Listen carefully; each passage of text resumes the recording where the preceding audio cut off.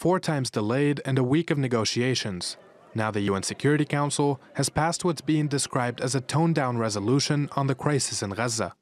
UN Chief Antonio Guterres is now urging meaningful steps towards ending the fighting and helping more than 2 million people in dire need. A humanitarian ceasefire is the only way to begin to meet the desperate needs of people in Gaza and end their ongoing nightmare.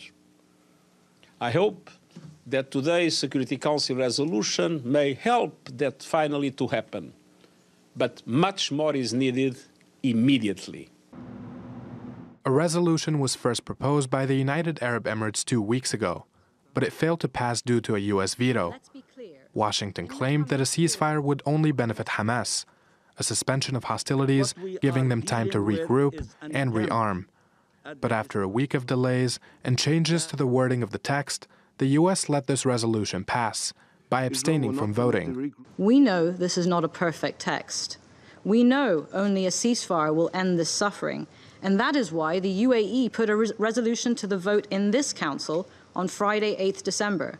Unfortunately, it failed to pass. The resolution the UAE has put in blue this morning responds to the calls for a sustainable cessation of hostilities and a massive scale-up of humanitarian aid. The resolution was approved with 13 votes in favor and 2 abstentions. Russia voted in favor of the previous resolution, but said it couldn't back the latest vote.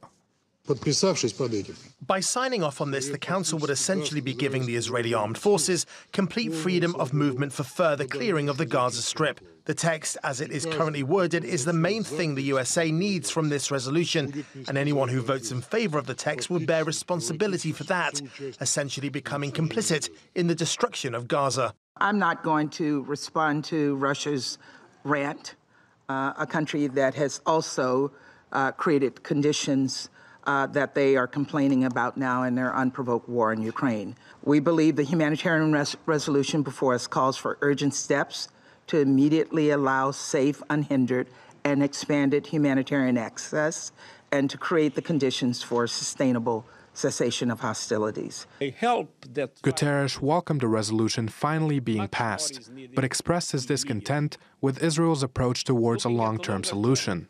I'm extremely disappointed by comment by senior Israeli officials that put the two-state solution into question. As difficult as it might appear today, the two-state solution in line with UN resolutions, international law and previous agreements is the only path to sustainable peace. The UN says it's currently engaged in talks with Qatar and Egypt to facilitate another humanitarian pause.